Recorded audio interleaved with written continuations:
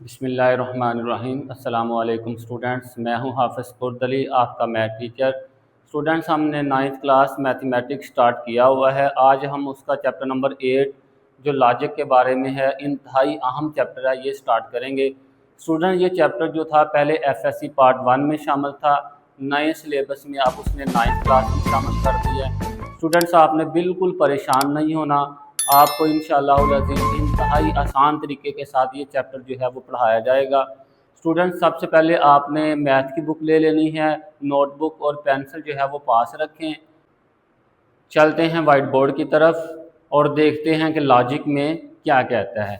Students, सबसे पहले आप देखें, जो लफ्ज़ लॉजिक है इसका जो आम मीनिंग है वो हम लेते हैं रीजनिंग। तो लॉजिक जो है ये एक पूरी साइंस है जिसमें चीज़ों की रीजनिंग की जाती है। एक सोचने का तरीक़ाकार है जिसमें वजूहात तलाश की जाती हैं। तो मैथमेटिक्स में लॉजिक जो है एक ऐसा तरीक़ाकार है जिसमें हम चीज़ों की रीजनिंग के बारे में पढ़ेंगे और उन रीजन्स की मदद से हक़ाइक़ की तरफ बढ़ेंगे। पढ़ते हैं डेफिनेशन को। Logic is a systematic method, एक मुनज़्ज़म तरीका है ऑफ रीजनिंग, रीज़न तलाश करने का, वजह तलाश करने का एक मुनज़्ज़म तरीका है। डैट अनेबल्स वन, जो किसी को काबिल बना देता है, टू इंटरप्रेट, कि वो वजाहत कर सके, द मीनिंग्स ऑफ स्टेटमेंट्स, बयानात के जो माना है उनकी वजाहत कर सके। एग्जामिन देयर ट्रूथ, और जो बयानात हैं उनके सच्चाई के बारे में या हक़ाइक़ के बारे में मुआयना कर सकें। एंड डिड्यूस न्यू इंफॉर्मेशन, और नई मालूमात निकाल सके, फ्राम दी एग्जिस्टिंग फैक्ट्स, जो मौजूदा हक़ाइक़ हैं उसमें से। तो स्टूडेंट्स, आपने देखा कि लॉजिक में रीजनिंग है और चीज़ों को बयान करने की जो सलाहियत है वो है, सच्चाइयों का मुआयना करना है और नई इंफॉर्मेशन को निकालना है। रोल ऑफ लॉजिक क्या है? लॉजिक प्लेज अ की रोल, बुनियादी किरदार अदा करती है प्रॉब्लम को सॉल्व करने में और फैसला साजी में, डिसीजन मेकिंग में। टाइप्स ऑफ लॉजिक पढ़ेंगे। नंबर 1 इंडक्टिव लॉजिक, या फिर इसको इंडक्टिव रीजनिंग भी पढ़ते हैं या फिर अकेला इंडक्शन पढ़ते हैं। नंबर 2 डिडक्टिव लॉजिक, या फिर डिडक्टिव रीजनिंग, या फिर अकेला डिडक्शन। स्टूडेंट्स, इंडक्टिव रीजनिंग जो है इसकी पहले आपके सामने ना एक मिसाल पेश करते हैं। स्टूडेंट्स, मैं अपनी बात करने लगा हूँ।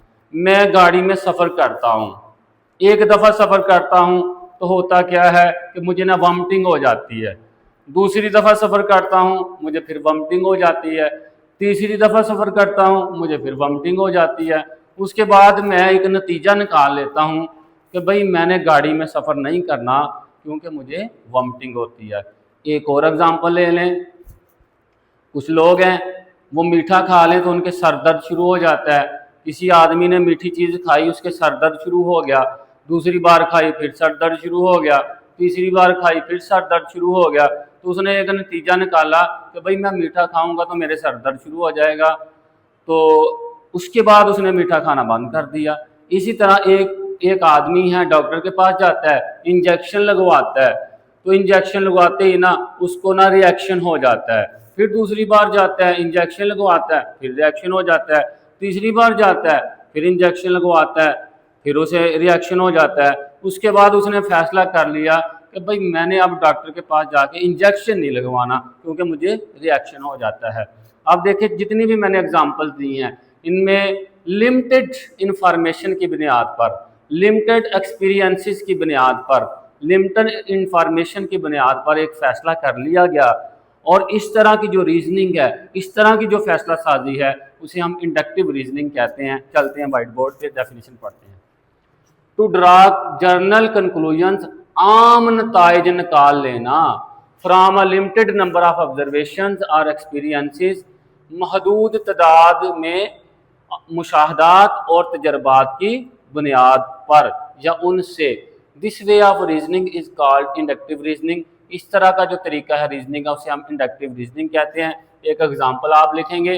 अ पर्सन, एक आदमी, गेट्स अ पेंसिलिन इंजेक्शन लेता है वंस और ट्वाइस, एक दफ़ा या दो दफ़ा, एंड एक्सपीरियंसेस, और उसको तजर्बे में आता है और सामना करता है अ रिएक्शन सून, उसे फिल फॉर जो है कहते टिकल लड़ गया जिसको, उसे फिल फॉर रिएक्शन हो जाता है आफ्टरवर्ड, उसके बाद ही जर्नलाइजेज, वो नतीजा निकाल लेता है डैट के ही इज एलर्जिक टू पेंसिलिन, उसे पेंसिलिन से एलर्जी है, लिहाजा वो अब दोबारा पेंसिलिन का इंजेक्शन नहीं लगवाएगा।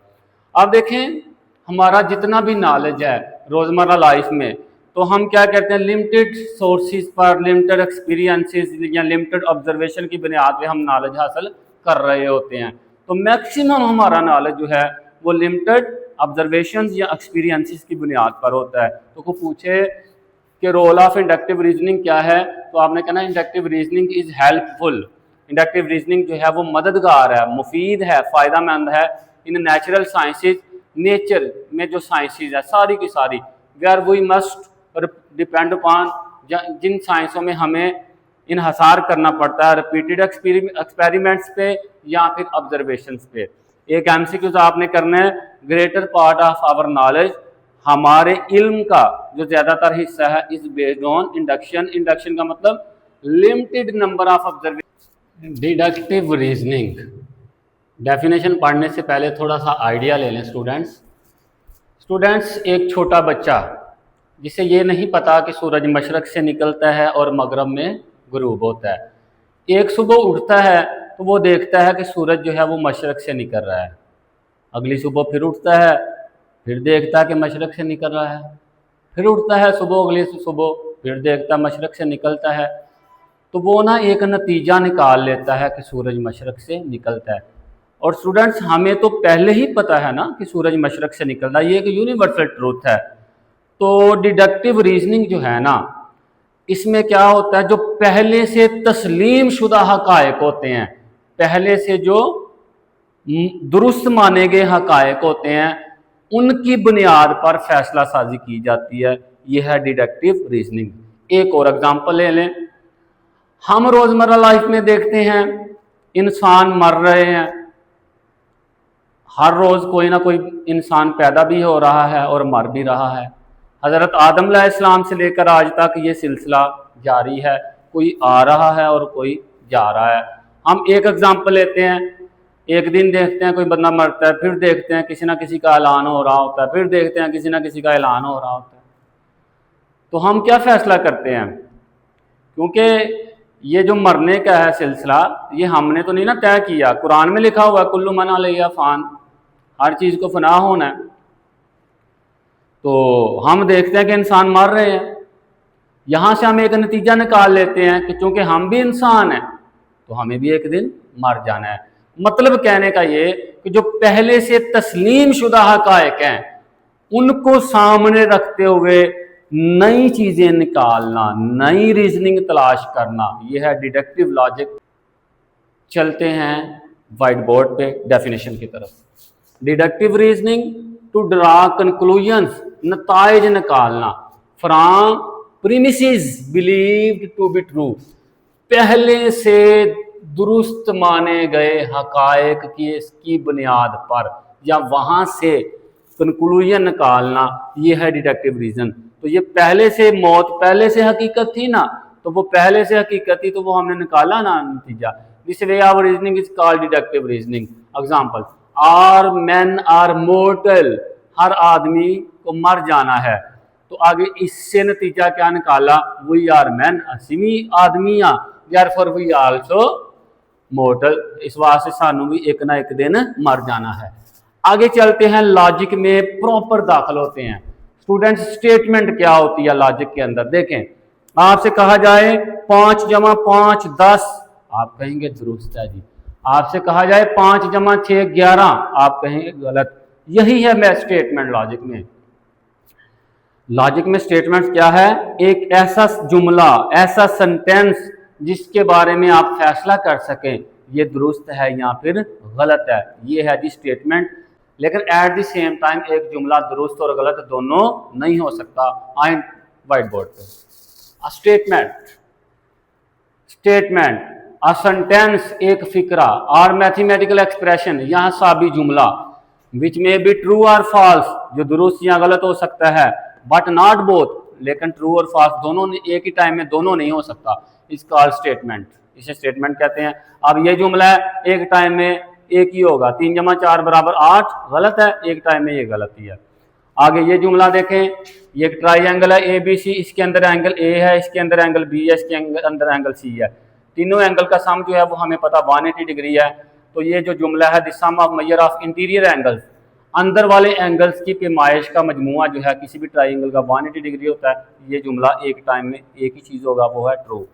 आप देखें for a non zero real number x, x एक रियल नंबर है लेकिन ये जीरो नहीं है।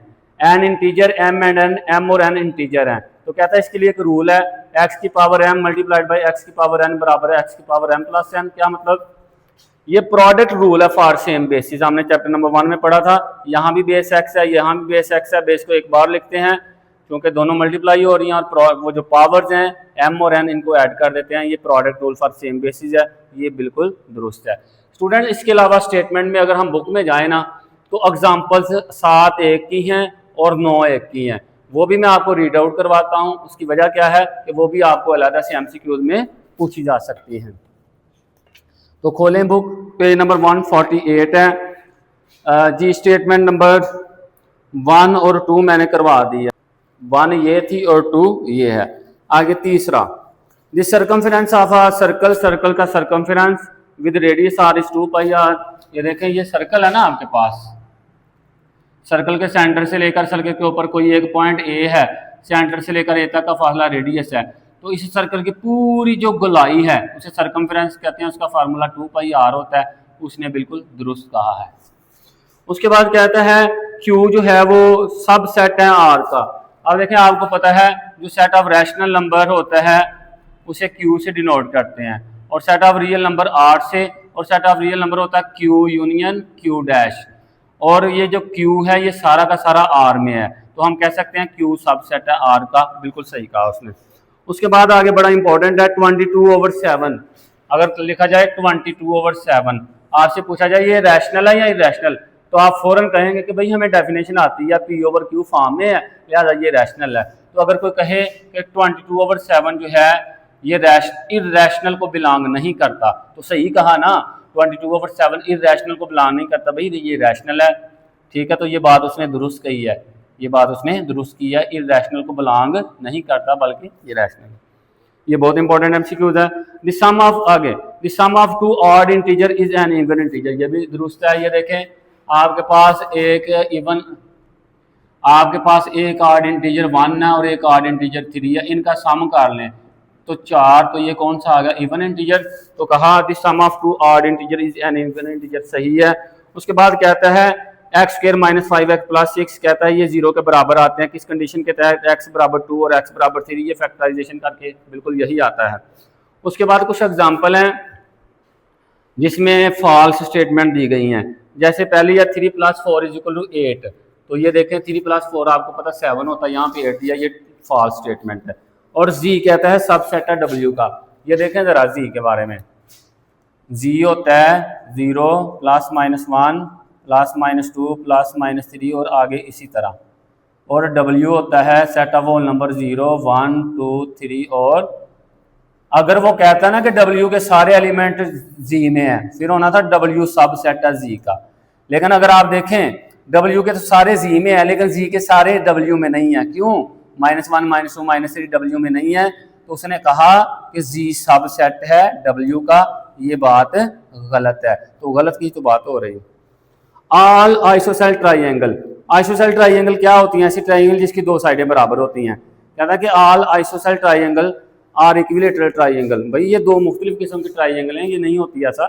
इक्विलेटरल ट्राइंगल वो होती है जिसकी तीनों साइडें बराबर होती हैं, आइसोसेल ट्राइंगल वो ट्राइंगल होती है जिसकी 2 साइडें बराबर होती हैं, तो ये स्टेटमेंट गलत है। आगे कहता है between any 2 real number there is no real number, गलत है भाई, बहुत सारे रियल नंबर आते हैं, मैं आपको बताता हूँ। ये देखें एक रियल नंबर 1 है, एक रियल नंबर 2 है, इसके दरमियान इनफाइनाइट रियल नंबर होते हैं, इनफाइनाइट रियल नंबर होते हैं। आप कहेंगे कैसे? मैं बताता हूँ। आप कहेंगे 1.01 1.02 1.03, ये कभी खत्म होगा नहीं। और कोई ले लो 1.001 1.002 1.003, ये कभी खत्म होगा नहीं। आगे 1.001 1.000 2, 1.0003, ये कभी ख़त्म होगा नहीं। आगे 1.0001, 1.00002, 1.00004, ये कभी ख़त्म होगा ना। ये नीचे को कभी ख़त्म हो गई है ना, ये भी नहीं ख़त्म हो गए। लिहाजा 1 और 2 के दरमियान इनफाइनाइट रियल नंबर होते हैं। उसने कहा नो रियल नंबर, लिहाजा वो गलत है। पांचवें में कहता है कि एक सेट दिया है जिसमें एलिमेंट 1 2 3 4 है, और दूसरा सेट है जिसमें एलिमेंट -1 -2 -3 -4 दिया। दोनों का इंटरसेक्शन उसने 1 2 3 4 5 दिया। दोनों का इंटरसेक्शन उसने 1 2 3 4 दिया, तो दोनों में कोई भी चीज़ काम नहीं है, एम्प्टी सेट आना था, ये गलत है। उसके बाद छठे में कहता है कि if a and b are length and width, a जो है वो लंबाई है और बी विड्थ चौड़ाई है रेक्टेंगल की। इस तरह की रेक्टेंगल होती है ना, कहता है कि ए लंबाई है और बी चौड़ाई है। इसका एरिया निकालने का फार्मूला होता है लंबाई ज़रब चौड़ाई, ये फार्मूला होता है लंबाई ज़रब चौड़ाई, लेंथ मल्टीप्लाई विड्थ। उसने 1/2 लगाया, लिहाजा उसका गलत है। अगले पार्ट में जाएं, पेज पे, अगले पेज पे आए। The sum of interior angle, अंदर वाले एंगल्स का जो सम है ऑफ एन साइडेड पॉलीगॉन, कहता है कि जितनी मर्जी साइडों वाली पॉलीगॉन है उसका फार्मूला होता क्या है, होता है n-2 मल्टीप्लाइड बाई 180 डिग्री। ठीक है, तो इसने क्या लिखा, n-1 लिखा ना, तो इसका ये गलत है। ये गलत स्टेटमेंट की एग्जांपल है, मैं दुरुस्त इसलिए करवा रहा हूँ कि आपका नॉलेज बढ़े। उसके बाद कहता है कि the sum of the interior angles, अंदर वाले एंगल का जो मजमुआ है ऑफ एनी क्वाड्रिलेटरल, क्वाड्रिलेटरल होती है 4 साइडेड फिगर, वो कहता है 180। भाई 180 नहीं होता। ये देखें, ये आपके पास एक क्वाड्रिलेटरल है, इसके जो अंदर 4 एंगल हैं, एक यहाँ पे, एक यहाँ पे, एक यहाँ पे, एक यहाँ पे, इनका सम 360 डिग्री होता है। ठीक है, ये दुरुस्त मैंने आपको बता दिया, आपको दुरुस्त भी पता होना चाहिए, और गलत की एग्जांपल हो तो आप इसको चेंज करके गलत भी कर सकते हैं। The set of integer is finite, भाई सेट ऑफ इंटीजर आपके सामने अभी लिखा था ये, तो ये फाइनाइट है। फाइनाइट होता है जो खत्म हो जाए, तो ये खत्म तो नहीं हो रहा, अनलिमिटेड है, हाँ इनफाइनाइट है। तो अगर जो फॉल्स स्टेटमेंट की एग्जांपल देनी है तो आप फाइनाइट लिख देना, अगर ट्रू के देनी है तो सेट ऑफ इंटीजर इनफाइनाइट लिख देना। आगे स्टूडेंट्स आए, जरा पहले पेज पे आए। हिस्ट्री ऑफ लॉजिक है, वो मैं आपको इसलिए रीडिंग करवाने लगा हूँ ताकि आपको ना MCQs के बारे में समझ आ जाए, क्योंकि कोई ना कोई MCQs है वो पूछ सकता है। तो हिस्ट्री ऑफ लॉजिक में ना आपने नंबर बना लेने हैं। हिस्ट्री ऑफ लॉजिक में अरिस्टोटल की फोटो है, उसके नीचे लाइन जो है वो पहली लाइन, वहां पे आपने पहला नंबर बना लेना है। ठीक है, यहाँ से पहला पॉइंट कहता है कि the history of logic begin with Aristotle, history of logic जो है वो अरिस्टोटल से शुरू हुई। Who is considered the father of formal logic, जो आम लॉजिक है उसका जो फादर है वो अरिस्टोटल है। तो पूछे कि भाई फादर ऑफ लॉजिक कौन है, तो आपने क्या बता देना, अरिस्टोटल। आगे उसने क्या काम किया, he developed the system of deductive reasoning, ये जो डिडक्टिव रीजनिंग है इसका सिस्टम इसने डेवलप किया था, और इसको उसने कहा था इज नाउन एज साइलोजिस्टिक्स लॉजिक, इसको साइलोजिस्टिक लॉजिक भी कहते हैं।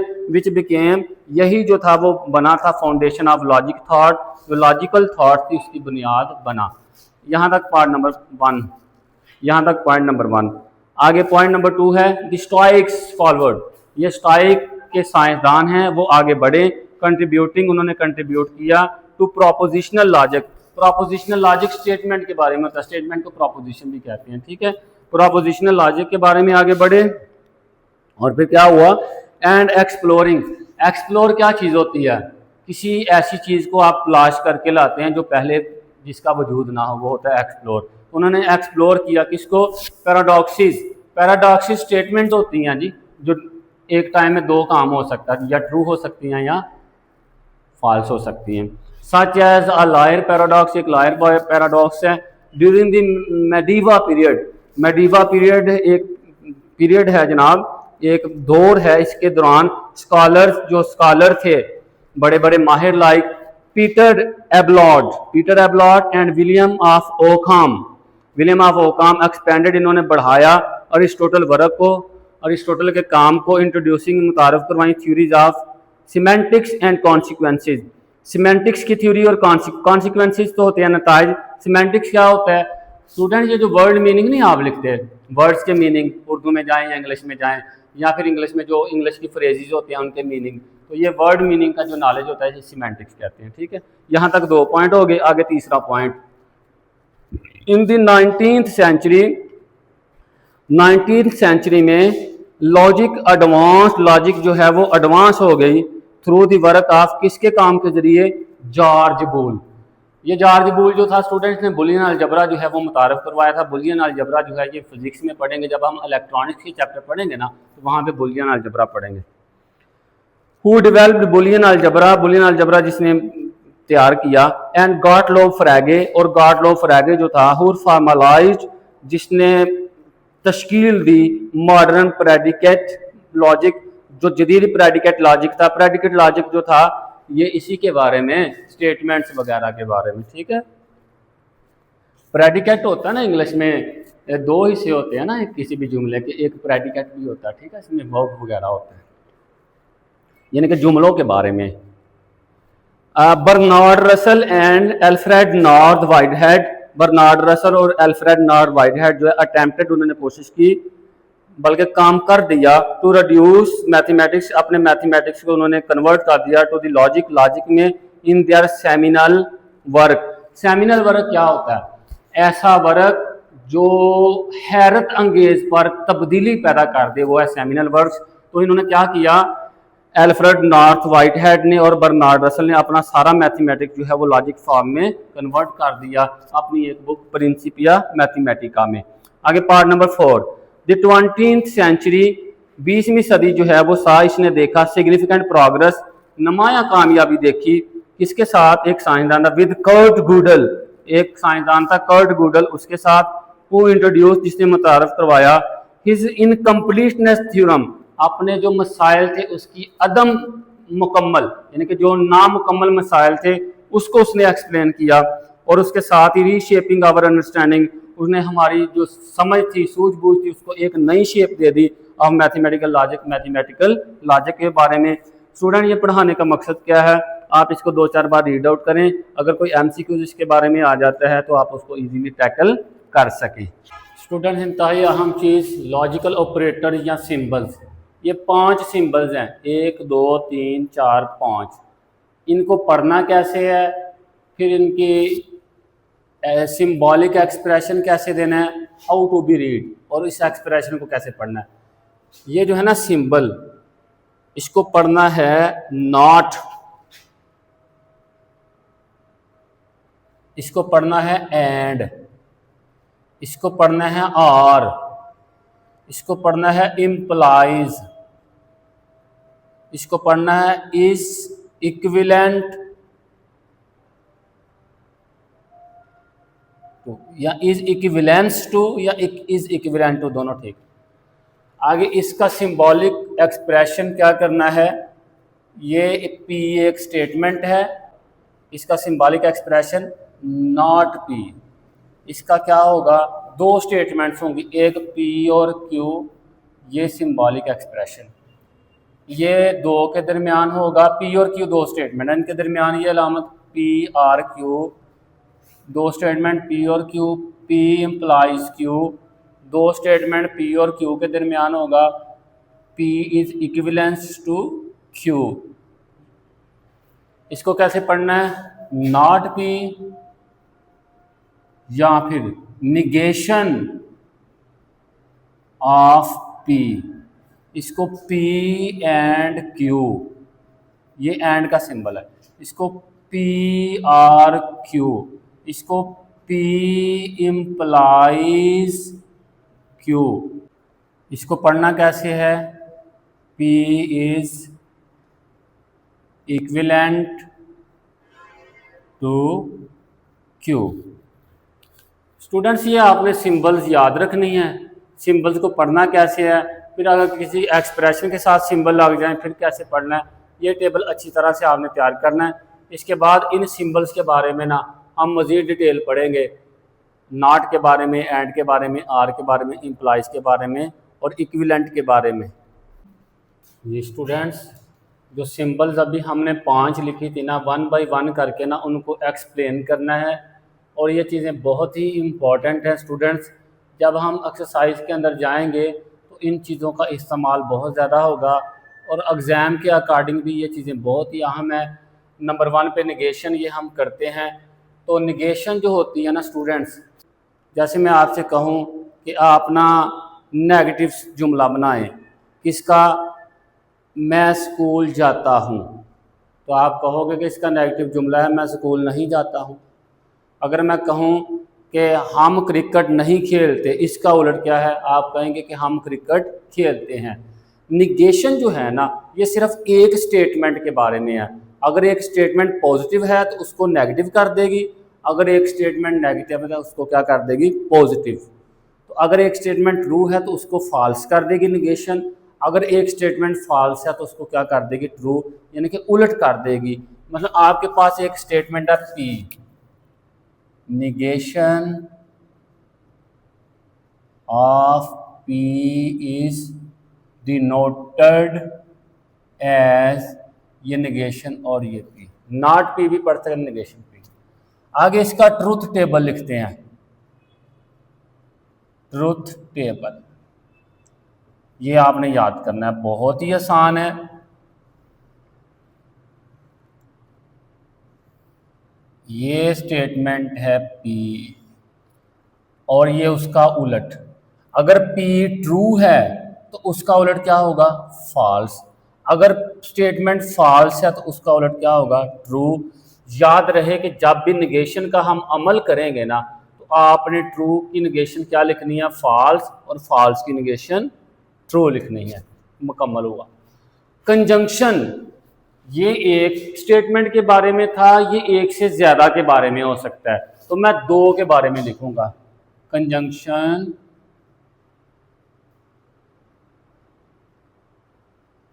between statement P and statement Q is written as P conjunction Q, P and Q। उसके बाद इसका ट्रूथ टेबल हम बनाएंगे। ट्रूथ टेबल में आप देखो दो स्टेटमेंट है, एक P है और एक Q है, और आगे उसका कंजंक्शन लिखना है P एंड Q। तो स्टूडेंट याद रहे आपने क्या करना है, जैसे मैं बताऊंगा वैसे आपने ज़हन में बिठा लेना है। P और Q के बारे में लिखना ना, इसका तो बाद में आएगा ना। P और Q दोनों दुरुस्त भी हो सकती हैं, पहली ट्रू और दूसरी फॉल्स हो सकती है, पहली फॉल्स और दूसरी ट्रू हो सकती है, दोनों फॉल्स हो सकती हैं। ये तो आपने याद करना ही करना है। P और Q एक टाइम में दोनों ठीक दुरुस्त हो सकती हैं, एक टाइम में दोनों फॉल्स हो सकती हैं। P और पहली ट्रू और दूसरी फॉल्स हो सकती है एक टाइम में, या एक टाइम में पहली फॉल्स और दूसरी ट्रू। आपने इसको याद कर लेना है, ठीक है। आप कहना कि दोनों ट्रू दोनों फॉल्स, पहली ट्रू दूसरी फॉल्स, पहली फॉल्स दूसरी ट्रू। अब इनका कंजंक्शन, दो स्टेटमेंट को कंबाइन करें तो ट्रू कब होगी, यानी कि दो स्टेटमेंट का ट्रू कब ट्रू आएगा, कब आएगा, दो स्टेटमेंट का कंजंक्शन ट्रू उस वक्त आएगा जब दोनों स्टेटमेंट ट्रू होंगी। यानी कि P भी ट्रू और Q भी ट्रू, दोनों से जो नया स्टेटमेंट बनेगा वो भी क्या बनेगी, ट्रू। अदरवाइज क्या होगा, अदरवाइज सारे कंजंक्शन फॉल्स बनेंगे।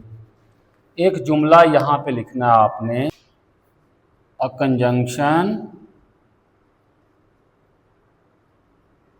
is considered to be true when both of its statements are true। ये याद करना आपने। देखें, एक कंजंक्शन ट्रू कब आया है, जब दोनों स्टेटमेंट ट्रू आई हैं, फिर ट्रू आया। आपने ये याद करना पक्का। एक कंजंक्शन ट्रू कब आया है, जब दोनों स्टेटमेंट ट्रू आई हैं तो फिर ट्रू आया, अदरवाइज फॉल्स। आगे डिसजंक्शन, ये भी दो के दरमियान ले लेते हैं। The disjunction between P and Q, ये दो स्टेटमेंट है, is written as P R Q R। आगे इसका ट्रूथ टेबल बनाएंगे। ट्रूथ टेबल का एक हिस्सा तो आपको आ गया है,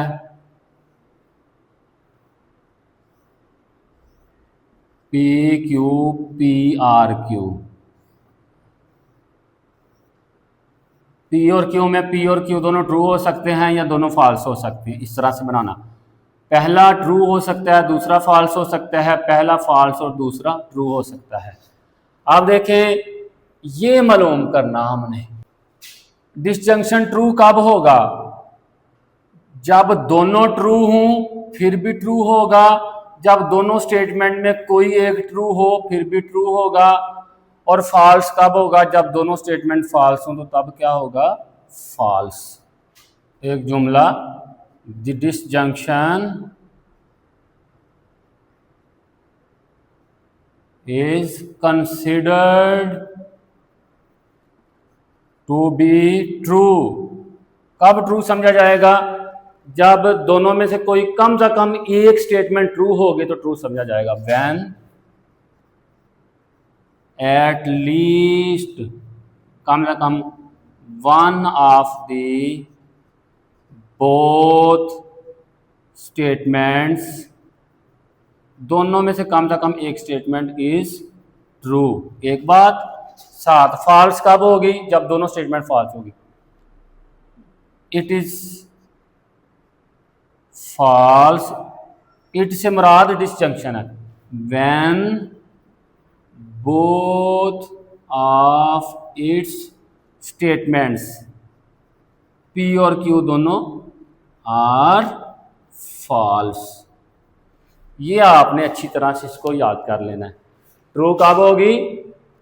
जब दोनों स्टेटमेंट्स में से कोई एक आधी ट्रू होगी तो इसका डिसजंक्शन ट्रू होगा, और फॉल्स कब होगी? जब दोनों फॉल्स होंगी तो फॉल्स हो जाएगी। इसको अच्छी तरह से याद करेंगे तो फिर हम आगे क्वेश्चन हल करने के काबिल हो जाएंगे। जी स्टूडेंट्स, नंबर 4 पे इम्प्लीकेशन आर कंडीशनल, ये इसकी सिंबल है तीर का निशान। बाई कंडीशनल, ये डबल एरो इसकी सिंबल है। ये इम्प्लीकेशन या कंडीशनल या बाई कंडीशनल दो स्टेटमेंट के दरमियान होगा। लिखेंगे द कंडीशनल बिटवीन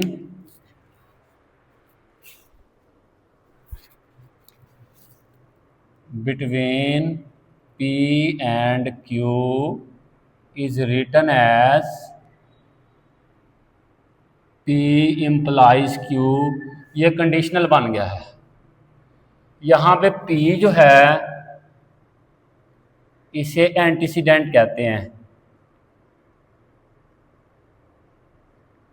या फिर हाइपोथेसिस।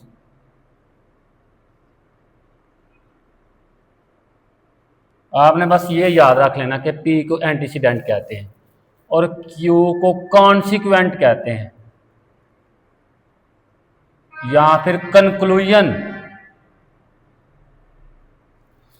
आपने P को कहना एंटीसीडेंट कहते हैं और Q को कंक्लूजन कहते हैं, और ये है कंडीशनल या इम्प्लीकेशन। अब इसका ट्रुथ टेबल बनेगा, इंतहाई आसान। ये देखिएगा,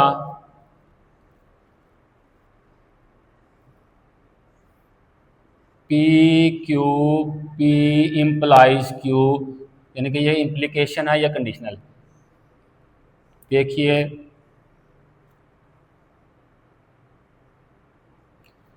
अच्छा जी, P Q के बारे में देखें। ये दोनों एक टाइम में ट्रू हो सकते हैं या एक टाइम में फॉल्स हो सकते हैं, या फिर दो और स्टेटमेंट, पहला ट्रू दूसरा फॉल्स हो सकता है, पहला फॉल्स या दूसरा ट्रू हो सकता है। स्टूडेंट्स, बहुत ही इंपॉर्टेंट चीज़ है, आपने ना यहाँ पर ना एक निशान लगा लेना है। ये निशान लगा के ना आपने जब भी करोगे ना ये निशान लगा लेना। P को क्या कहा? एंटीसीडेंट, और Q को क्या कहा? कॉन्सिक्वेंट। अब ये जो इम्प्लीकेशन है या कंडीशनल है ये वाला, ये फॉल्स है इस वक्त। ये कब फॉल्स हुआ है? जब एंटीसीडेंट ट्रू है और कॉन्सिक्वेंट फॉल्स है। लिखते हैं, a conditional is considered false only when, ये वाला जुमला, antecedent is true and consequent is false. मैंने बताया कि ये फॉल्स सिर्फ एक वक्त में होता है, जब एंटीसीडेंट ट्रू, एंटीसीडेंट मतलब पी, और कॉन्सिक्वेंट फॉल्स हो, फिर ये फॉल्स होता है। In all other cases, in all other cases implication, इसका नाम इम्प्लीकेशन है ना, और कंडीशनल भी है। इम्प्लीकेशन और कंडीशनल इज ट्रू। एक में फॉल्स, बाकी सब में। इस तरह से आपने इसको याद रखना है। अब आएगा जी बाई कंडीशनल, ये भी दो के दरमियान। बाई कंडीशनल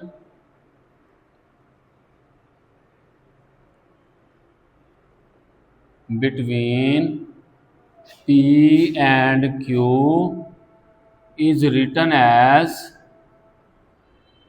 P लगा के ना तो बाई डबल एरो लगा लो, ये है। उसके बाद इसका ट्रूथ टेबल चलेगा।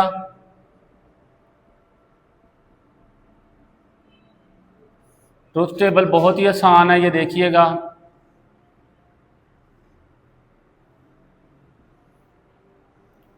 एक स्टेटमेंट P और Q ले लो, ये ज़रा ध्यान से देखें। P और Q एक टाइम में दोनों ट्रू भी हो सकती हैं और एक टाइम में फॉल्स भी हो सकती हैं। दो पॉसिबिलिटी आ गई, पहली ट्रू दूसरी फॉल्स हो सकती है, और पहली फॉल्स और दूसरी ट्रू हो सकती। चार पॉसिबिलिटीज हो सकती हैं P और Q के बारे में, या दोनों ट्रू या दोनों फॉल्स, या पहली ट्रू दूसरी फॉल्स, या पहली फॉल्स दूसरी ट्रू। अब ये मालूम करना है P बाई कंडीशनल Q, दो कंडीशनों वाला। देखो स्टूडेंट बहुत ही आसान, ये बाई कंडीशनल ट्रू उस वक्त होता है जब दोनों स्टेटमेंट ट्रू हों फिर भी ट्रू होता है, जब दोनों फॉल्स हों तो फिर भी क्या होता है, ट्रू होता है। तो लिख लें by conditional is considered true when both of its statements, जब इसकी दोनों स्टेटमेंट ट्रू हों फिर भी ट्रू, फॉल्स हों तो फिर भी true. Both of its statements are true और false, otherwise it is false। बाकियों में क्या आएगा, यहाँ पे फॉल्स, यहाँ पे फॉल्स। जी स्टूडेंट्स, ये आपके पास एक कंडीशनल है, कोई भी कंडीशनल है। आगे इस कंडीशनल को दे के ना आपसे तीन चीज़ें पूछता है। कन्वर्स क्या होगा इसका, इसका इनवर्स क्या होगा, और इसका कॉन्ट्रापोजिटिव क्या होगा। स्टूडेंट बहुत ही आसान है, ये सामने रखा, इसका इनवर्स क्या होगा। इनवर्स आपने क्या करना है, इसका निगेशन लेना है। निगेशन ले लोगे ना इसका, तो ये इसका इनवर्स आ जाएगा। सिंपल P का भी निगेशन ले लो, Q का भी निगेशन ले लो, तो इनवर्स आ जाएगा। ओके, कन्वर्स क्या होगा इसका, कन्वर्स में P और Q की आपस में जगह बदल दो, ये आ जाएगा कन्वर्स। P इंप्लाइज Q का कन्वर्स क्या है, Q इंप्लाइज P, जगह बदल देनी। कंट्रापोजिटिव में क्या होगा, दोनों काम करने हैं ये वाले, P और Q की जगह भी बदलनी है और नेगेशन भी लेना है। देखें, नेगेशन P नेगेशन Q भी करना है, एक काम कर लिया हमने इनवर्स वाला, और जगह भी बदलनी है। ले जी, जगह बदलेंगे तो नेगेशन Q और नेगेशन P आ जाएगी। इनवर्स भी लिया, जगह भी बदली, तो वो चीज़ आपके पास क्या आ जाएगी, कंट्रापोजिटिव। दोबारा देखें, कोई एक कंडीशनल दिया गया, आपसे कहा कि इसका कन्वर्स मालूम करो, तो आपने इनकी बस जगह बदल देनी है, तो कहना ये इसका कन्वर्स है। आपसे कहा जाए इसका इनवर्स मालूम करो, आपने दोनों स्टेटमेंट का नेगेशन ले लेना, तो वो उसका इनवर्स आ जाएगा। आपसे कहा जाए इसका कंट्रापोजिटिव मालूम करो, दोनों का इनवर्स लेके जगह बदलनी है। देखिए P का और Q का इनवर्स लिया हुआ है ना, नेगेशन, और जगह भी बदली है, तो ये आ गया कंट्रापोजिटिव। स्टूडेंट्स, ये था हमारा आज का लेक्चर जो बहुत ही बेसिक था। इसको आपने अच्छी तरह से प्रिपेयर कर लेना है। इस वीडियो को बार बार सुने ताकि आपके कंसेप्ट जो हैं वो क्लियर हो जाएं। तो आपसे मुलाकात होगी अगली वीडियो में। टिल देन, अल्लाह हाफिज़।